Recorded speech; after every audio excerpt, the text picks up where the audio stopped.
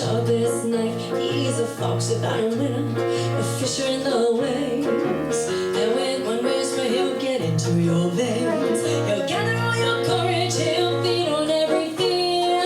Inject you with his venom till your blood runs clear. His silence fills your head, like thunder from the clouds. Your eyes are black and hollow, your light can't be found. Oh no.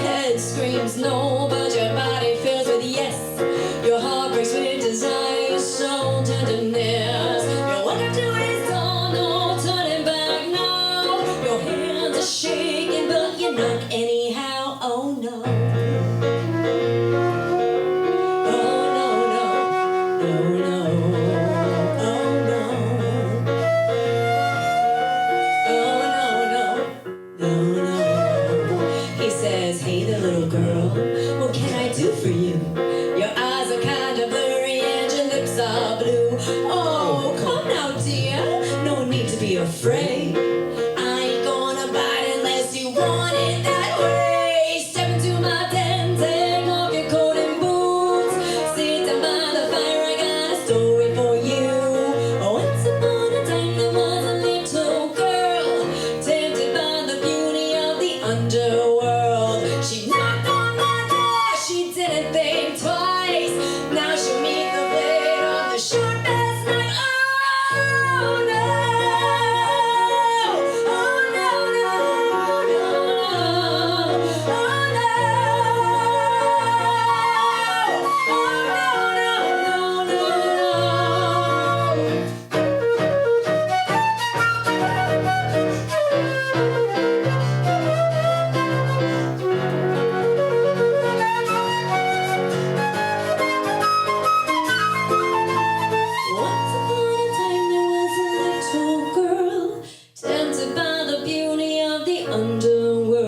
She knocked on the door, she didn't think twice. Then she met the blade of the sharpest knife. Oh no. Good afternoon, this is Rich Zero. I'm the host of Businesses About Podcast. We have today's special guests. We have Kristen Long and Will Fink, also known as the Minx and The Maestro. Welcome to the show. Thank you. Thank you for having us. So how are you guys doing today? Excellent. How about you? Good, good. Very well. This was special. Yeah, this was a lot of fun. We've actually never played live for a podcast before. So, we play live all the time, but certainly not for a podcast. So this is a lot of fun. I wanted an excuse to have a private concert, so I just kind of decided to do this. Yeah. No, this is very exciting, and I wanted to bring you in.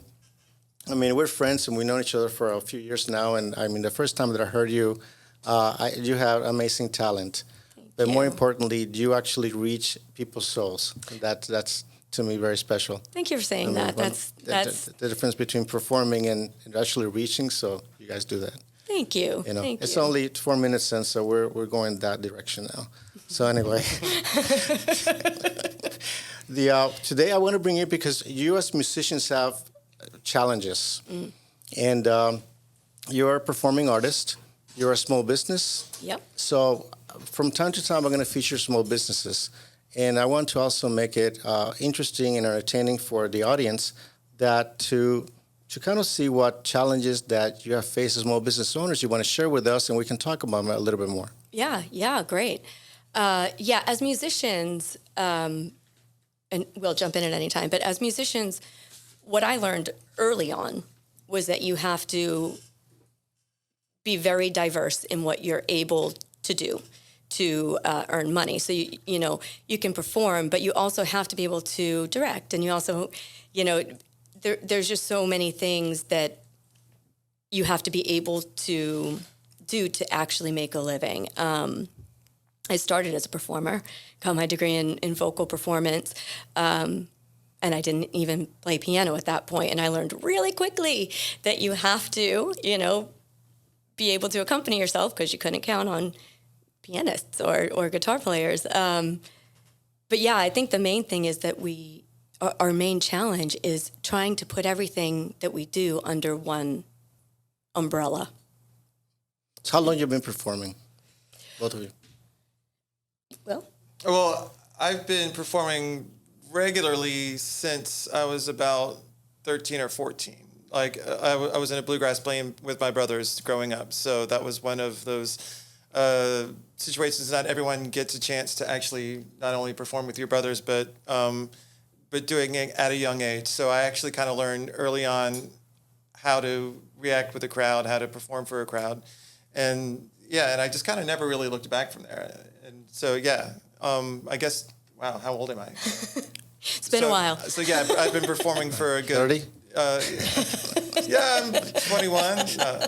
I'm 47. So yeah, I've been performing for a good 25 years. Yes. Yeah, and of course, I performed, in school and whatnot. But my first professional performing gig, I believe, was when I was 18. So a long time. I'm not like I'm not saying my age, but what impressed me the most is about I love live performances, live music, as you know. And sometimes we do not realize, when we experience the talent that you guys have, the number of years that it takes in practice to develop those skills. Yes. Mm-hmm. You make it look very easy, but it is not. There's, it's the years of dedication that goes along with it, of practicing every single day. Mm-hmm. Yeah, absolutely. I mean, it is a commitment, no doubt. But I think especially when we're our age and still at it, there's a love for it from when you're young that it's just like it's a drive. And so though it takes a lot of dedication to learn an instrument, to learn how to actually and to use your voice the way you need to hold up through a whole show, it takes a lot of dedication. But I think when you love it that much, it doesn't feel so hard. If that makes sense. Yes. Yeah. You have to love it. You have to be passionate about it because at the beginning it's going to be hard. Yeah. It's challenging. Well, Will practices like all the time. This man plays so many instruments. How many instruments do you play? That I would claim to play professionally or semi-professionally, 6, 7. It's kind of always not necessarily easy to define, but guitar, mandolin, violin, flute, saxophone, piano. And I guess you could consider bass as one of those. Bass, yep. Yeah. Yep. And drums a little bit, but I'm not the greatest drummer. Yeah, usually in our recordings, I'm the one who makes the drum beat. But otherwise, he plays. We have a clarinet now. I just got my first clarinet, so that's going to be my last and final instrument that I learned. It was my sister's clarinet from like middle school when she, learned to play for that year. But he picked it up and could play it immediately. I was like, who can do that? Nobody who can even do that. And what else? We have a balalaika at home that he just picked up and played. Yeah. I mean, so really put an instrument in this man's hand and he's going to learn how to play it very quickly. That's awesome. One of the things that the last episode that I did here, I in Business West, I talked about buying a business. And sometimes people want to buy a business, but they don't know anything about it. And I said, you're not going to learn, you're not going to do everything right the first time. Right. Yeah. Whether it's business, instrument, anything, it's going to require a lot of passion, a lot of dedication, a lot of practice. Yes. And it's funny because with music at this point, I feel is so second nature to me, but the business part is when I get overwhelmed and feeling as if I just sometimes don't know where to start or what direction to go. And when you're so sure of yourself in one area, it's a little disheartening when you find yourself struggling in a different area, of the business, but you have to be able to run a business. Yeah, and that's things we're learning slowly the hard way. Yeah. It's funny you mentioned that. I do have a book that can help you with that. Yes. Your book has helped us even thus far. Yes. And Business SOS, 8 Common Legal Mistakes, Business on the Reg, How to Avoid Them. Yes. Available on Amazon and Barnes & Noble. Yes. Yeah, I loved the book. It was so insightful. It's humbling to know that even you made some mistakes, like when you're using the other people's, Application, yeah. yeah, so, yeah. I'm glad you read it. That's very good. That's Yeah. exciting. And I actually had a mentoring session this morning. You mentioned score in there. So I actually had one this morning, which was really, really beneficial. Yeah, I'm glad. Yeah. But the book, I wrote it for business owners like you. Mm-hmm. And it's basically, every single week I talk to business owners that they get into businesses, and when I ask the questions, and I'm like, you're not ready. Mm-hmm. Yesterday I spoke with a client that had this, nice online application he wanted to do, and it looked like a great idea, but he was investing a lot of money in different things. And I'm like, you wanted to do a contract, and I'm like, and I said, do you have a business plan? And he said, well, I did the one at the beginning. I'm like, I think you need one now. Mm-hmm. Yeah. Mm-hmm. Yeah. And on that, that's what I spoke to the mentor about today, was the business plan, because what I've struggled with is, because we are so diverse with the kids cartoon, the producing, the directing, the performing, the booking, because you have to be your own booking agent half the time too. Writing a singular business plan for that has been a major challenge for me, because it's just, there's so many different areas. So he had suggested to write separate business plans for each sort of arm of what we do. So Yeah. I mean, the way, when I looked at business plan, it's really questions and answers that help you kind of build a roadmap for your business. Mm-hmm. And people get overwhelmed. It's not an MBA project. Doesn't have to be. But and there are a lot of business plan templates you can download. But that's better than nothing. yeah, I mean, at least begin to know the basics. Okay, who's going to be my market? Who am I going to sell to? Who's going to buy it? Yeah. How much financing do I need to really get this off the ground? Yeah. Am I going to have a logo, a trademark? Who's going to be doing the selling? Right. Do I need a contract? Yes, the answer is always yes. Mm-hmm.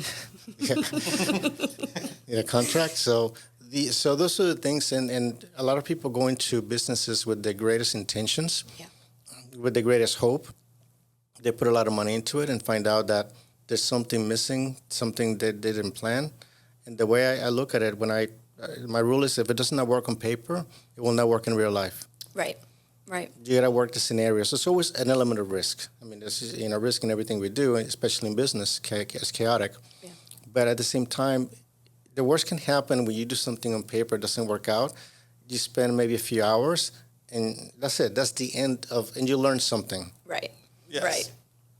And then you can always make adjustments. Maybe that business plan will help you say, you know what, maybe I'll go in this direction first and I'll do it and scale it. I'll do it at different priorities. Because Right. we only have, 24 hours in a day.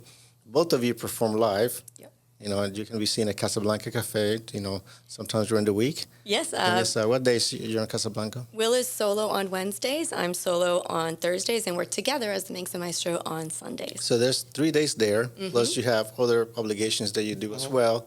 So think about adding a business to that. Yes. Yeah. Yeah. So that becomes more of a challenge. Exactly. So a question that I have, which is now, prevalent with everything in the news, how does ChatGPT AI is going to affect you as songwriters and your business? How's it going to affect you? Pretty majorly. It kind of really just slapped us, into reality a few weeks ago when we started reading it on the news. And it's actually, we're wondering why it's been taking so long for our cartoon to get off the ground. And that's exactly why. And the writer strike and everything that's going on right now is directly affecting one of our projects that we feel really passionately about. Yeah, and I think, I think the first thing that's going to go that route is going to be background music, and for commercials, sync licensing is a big part of the business when you're recording. You have an instrumental, you have a version with oohs and ahs, you have a version with lyrics, and people license those to be in the shows, to be, the music for the commercial or whatever. But anything that doesn't really even have lyrics, even lyrics it would be, but most of instrumental music, film score, all of that. I mean, they're just going to have to type in a little something and there you go. And it's really heartbreaking as a musician, to be honest. It will never be human. And music, and as you said at the beginning, like reaching somebody's soul. And I can't imagine that that's ever going to reach somebody's soul, because if it's perfect, that doesn't reach people's soul. Perfect isn't what we strive for in music. We strive for getting an emotion across, reaching people. And humans aren't perfect. So, like, I don't know. It's a lot to take in. Yeah, that's something that we're going to find out in the next few years, exactly what this is going to be doing to all of us. So we'll find out.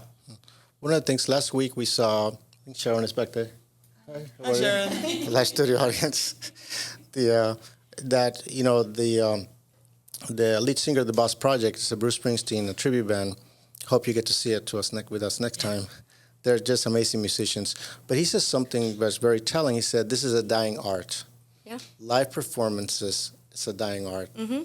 And he really appreciated the fact that we were supporting live performances. Yeah. And it'll be a shame if it's a dying art, because I love it. Yeah, and that's the thing, is just, that's what we need, is people like you guys who love it and do come out and support, because it is. But I said to Will the other day, I never thought that I never thought that I would have the thought of performance actually might be the thing to carry us through, because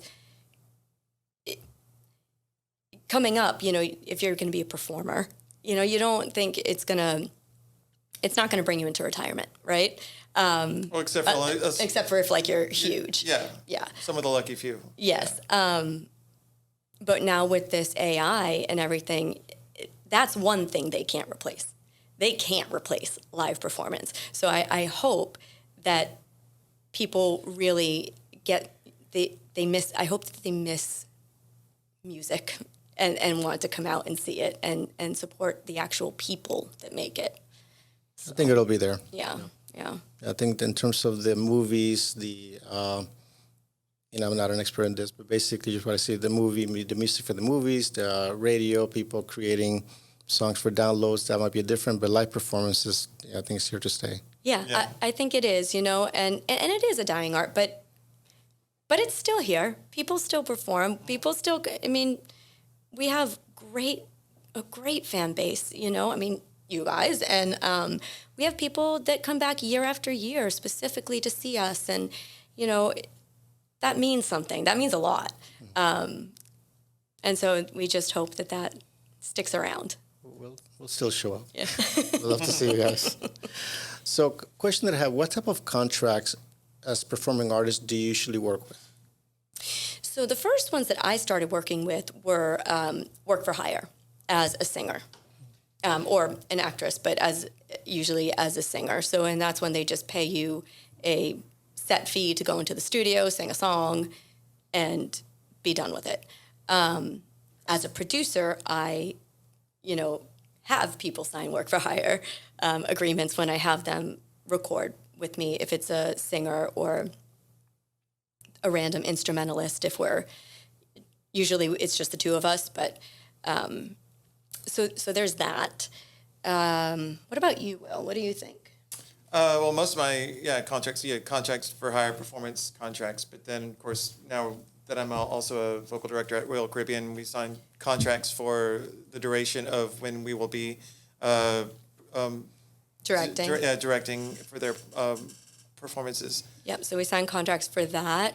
We have contracts with our representative who is shopping our kids' cartoon. That was a big one. That was several weeks back and forth of negotiations. And we did hire a lawyer to look over. We absolutely did, an entertainment lawyer specifically. Yes. Yep. Yeah, and if we play weddings, stuff like that, big events. A venue like a restaurant's not usually going to have a contract, but weddings and things like that, usually they want things in writing. And we want it in writing too, because you don't know if they're just going to not show up at the altar or whatever. You never know what's going to happen. You got to pay no matter what. So. Non-refundable. At least a deposit. Yes. How do you protect? That was, How do you protect your music, your intellectual property? How do you protect it? So ever since I started becoming a songwriter, I register it with the Library of Congress Copyright Office. They say you don't have to, because once it's created and recorded in some way, then you own the copyright, which officially, yes, but I like to cover my bases. And so we do that. So we get the actual physical, like, copyright papers in hand. And then also you register it with a performing rights organization, like BMI, ASCAP. So we're both members of BMI. And so we register the songs with them. And so anytime they're played, whether it be live or a recording, you get paid. Not much, but you get paid. Yeah. Right. Yeah. Do they monitor also somebody's using the song without permission? Yeah, it is sort of a come and get me business. You sort of have to monitor it all yourself, for the most part. Nobody really monitors it for you, unless you're with a large label, which we are not. We are independent. So, you just have to be on top of it yourself. There was one instance when I was in school, and one of my professors had worked with one of the large labels, and he produced a really popular band in the 90s. And then about a year or two ago, a new artist came out, and she had asked the band if she could use parts of their song within her song, which would have been fine if they said yes to the licensing, but they didn't. They said no, but she did it anyway. Oops.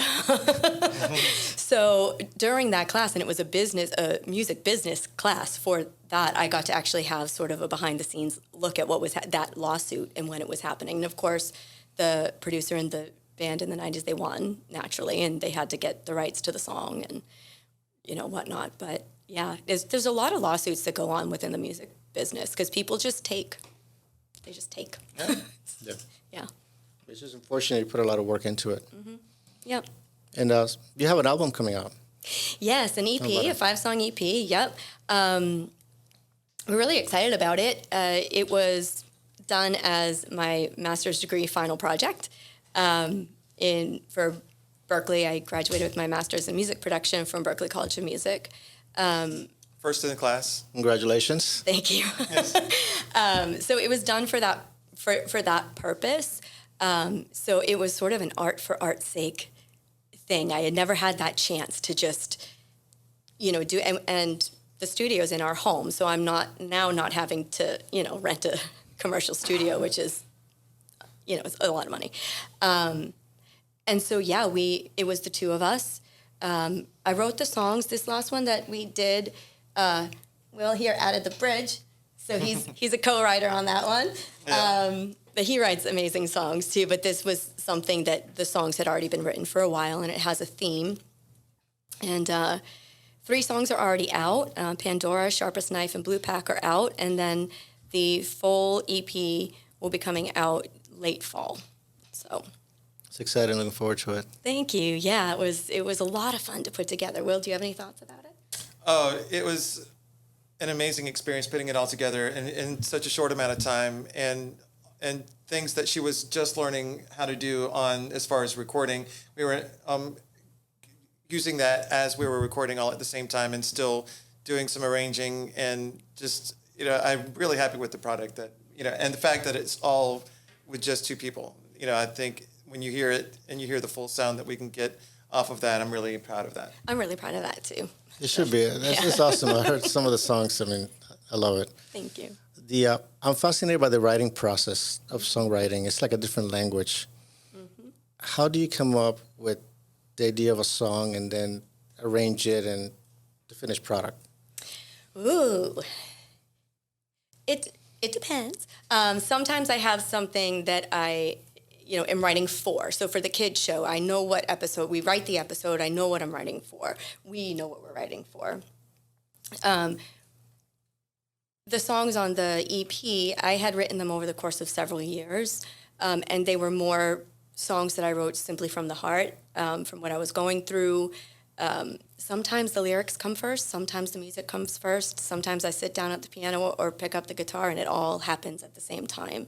Sometimes I write something in my journal and then don't come back to it until years later, and then I say, oh, actually, now I can turn that into a song. I think Will has a very different writing process than I do. Yeah, it again depends on what we're writing for. Like I remember this one time I was commissioned to write music for a Shakespearean play, so I actually went back and studied and played through a lot of the Renaissance music from that era just to get some of the cadences that they would commonly use in that era, just to get those in my head before I transferred it over to trying to make an original voice for that. So there's that, and in general, everyone's a product of what they hear and what they listen to. Yep. Everyone's got their own certain unique voice and what they can bring to it. But just like Edison says, it's like 1% inspiration, 99% perspiration. The perspiration is everything that's come into your head before that time. Yeah. Like any great jazz improvisation says the same thing. It's like 1% inspiration, 99% of it is stuff that I've heard somewhere before and have practiced a lot. So, and when it comes to songwriting or composition, you get a little bit more leeway on what you can do creatively, but still a lot of it's, what I've been listening to at the time. Yeah. Radiohead or this, that, or Newgrass Revival, or, depending on what direction I want to take it. But yeah, it's just all taking what I've heard and trying to put it out in a slightly different way. Yeah, and taking a song, like a raw song, piano vocal, guitar vocal, whatever it is, and then putting it into a full production. Now that's fun, because that's when we come up with those full arrangements. And it's really a lot of fun to build a song out sonically, because you can then tell the story in a way that even the song stands on its own, and that's fine and that's great. But when you add that sonic element and you can layer and texture and put different parts in, it really does bring it to another place. And so that's a lot of fun. It brings it to life. Yeah, it really does. Yeah. And that's what I love about the recording process. Yeah, you don't have to think about whether or not that's what you could reproduce live, because obviously as a duo we can't reproduce exactly what we record, with 7 or 8 different layers, but you can just let your imagination run free and just say, yeah, this would sound great here, this would sound great here, and just kind of, and that's about the recording process. Yeah. You're not really done composing it until you're done recording it, because editing it too. And editing it too. That's exactly. a big part of it too. You're always thinking of different ways. Oh yeah, okay. I didn't think about this until I've heard this, but what if we add this here? And then it becomes a whole new ballgame. Yeah, yeah. Do you have any advice for like young musicians starting out in their careers? What advice would you give them from a performer perspective, also business perspective as well? Right. From a performance perspective, I would say definitely practice, learn your craft. If somebody is a singer, the worst question you can be asked, and I'm pretty sure every singer has been asked this question, is, are you a musician or just a singer? Judy Garland was asked this question, and that was Judy Garland. Now, singers are musicians as well, but learn your craft. Learn not just how to play the instrument, not just how to sing, but the theory behind it. A lot of people don't learn their music theory, and for them that's okay, but it will bring you far. And if you can communicate with other musicians, that's a big deal. It saves time, it saves frustration, and you get a better product. Don't be afraid to put yourself out there, as a performer. It's scary at first. It's very scary at first. But I'm doing the podcast, so I know. Yeah, exactly. Cannot possibly compare to what you're doing. Talking is much more difficult than playing music. I will say that. Yes. Yeah. Playing music, you can just sit back and let the music do the talking if you feel like you practiced enough. If you practiced enough. If you practiced enough, yes. But talking, that's definitely a much more. Yeah, I'm not a natural speaker, but I do the best I can. Yeah, I would say business-wise, especially starting out, know that you're going to have to hustle, and be ready for it, and keep going, and keep going, and keep going. make sure every time you are hired for any sort of recording project, get that contract. Yes, as you would say. Yes, Get a contract. absolutely. Again, for any like event or wedding, restaurants and stuff, they don't really do contracts. It's not enough to really worry about it. Just make sure those contracts are in place and hustle, to get the gig. You have to be able to send 100 emails and maybe get one reply, but still go at it. So. And I think those years of hustling prepares you to go to the next level, I think. I agree. Yeah. I agree. It thickens your skin a little bit. Yeah.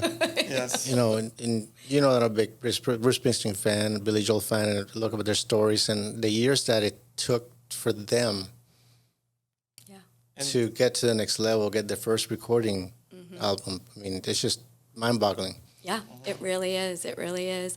I did my first album in Nashville like 20 plus years ago. No, I did have a contract for that. It was it was a demo contract, so we did the album and then they shopped it. But yeah, I loved it, and they give you all this. Oh, it's going to be big, and then stuff doesn't happen. There's a lot of getting really close in this business. You get really close, and then it falls through. You get really close, and then it falls through. So yeah, I would say just if you love it that much, just keep at it. And you can build a career at it. That's the thing. If you can, like we said before, be diverse. As a singer, learn an instrument. Be able to accompany yourself, period. I mean, it is priceless to be able to do that, because then you can write songs. Then you can handle a solo gig by yourself. You're not reliant upon anybody else. That's sort of how I did it. Yeah, I think as business owners, you got to develop resiliency. Definitely. I mean, and sometimes I get frustrated by the idea that people just start a business, everything's going to work out perfectly and you're going to make millions of dollars. It just does not work that way. It doesn't work that way. In fact, when you start, most likely you will fail. Yeah.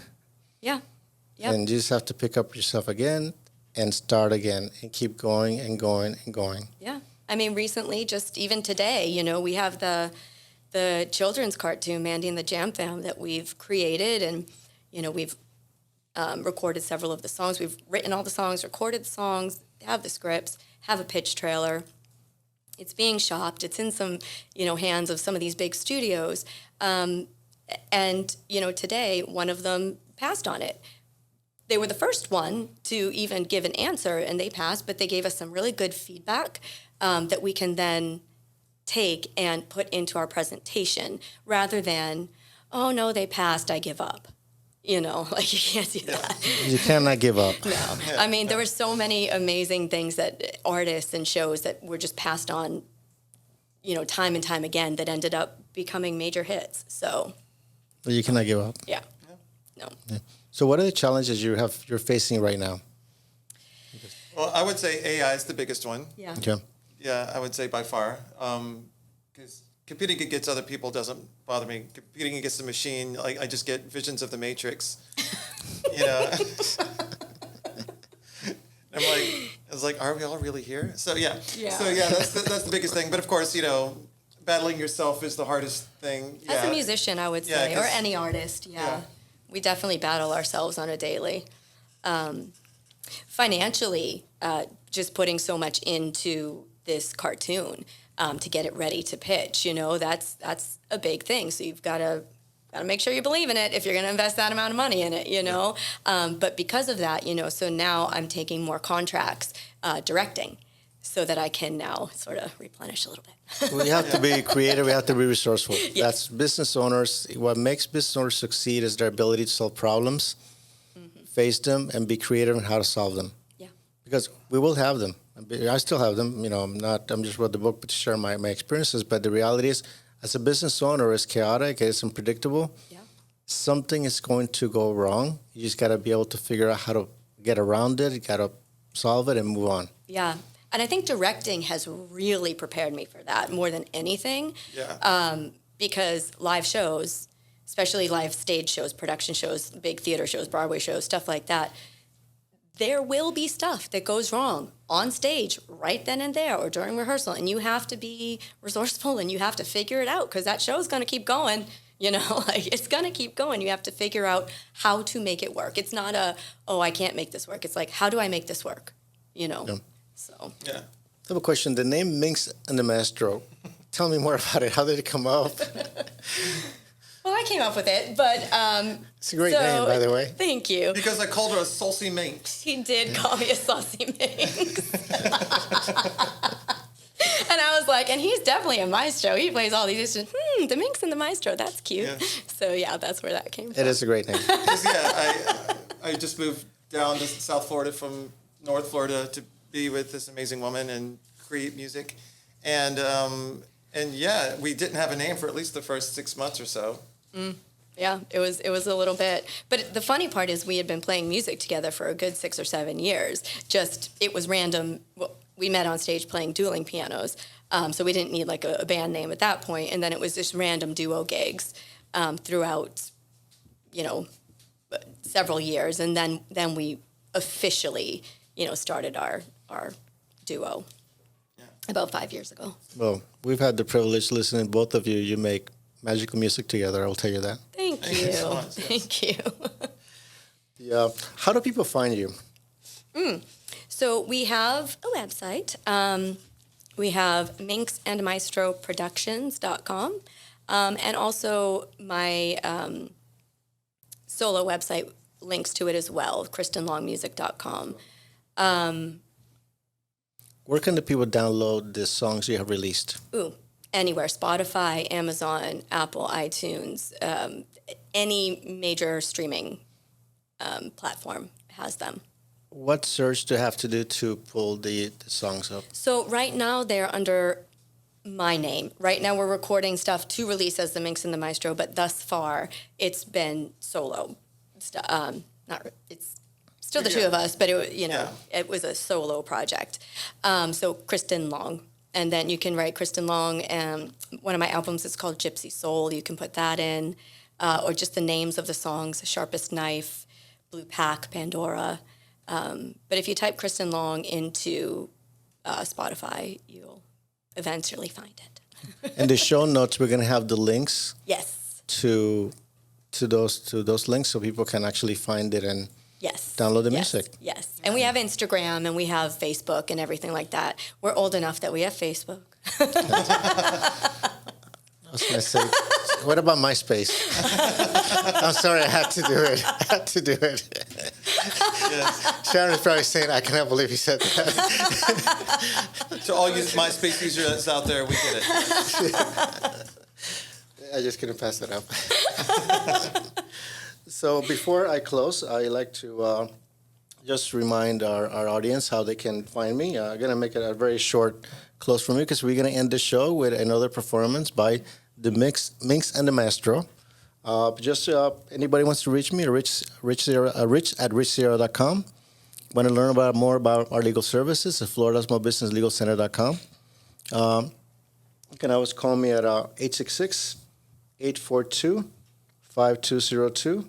Remember the Business SOS, 8 common legal mistakes business owners make and how to avoid them.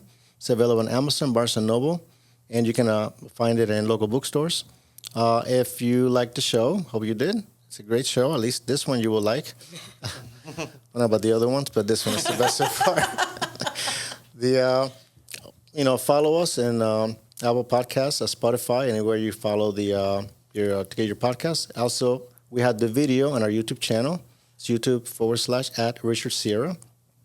Remember, until next week, this is Richard Sierra, and my goal is to help you succeed. Before we go, we're going to have one more performance by Kristen Long, Will Fink, and Minx of the Maestro.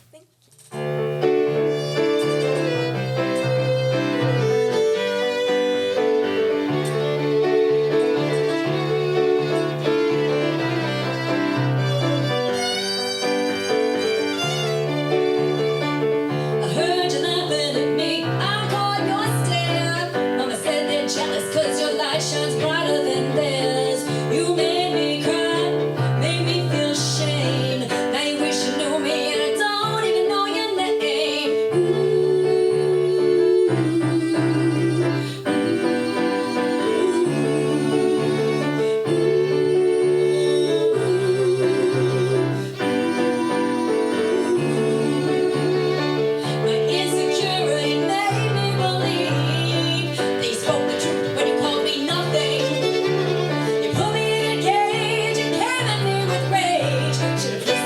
my mother should have left you in the gutter.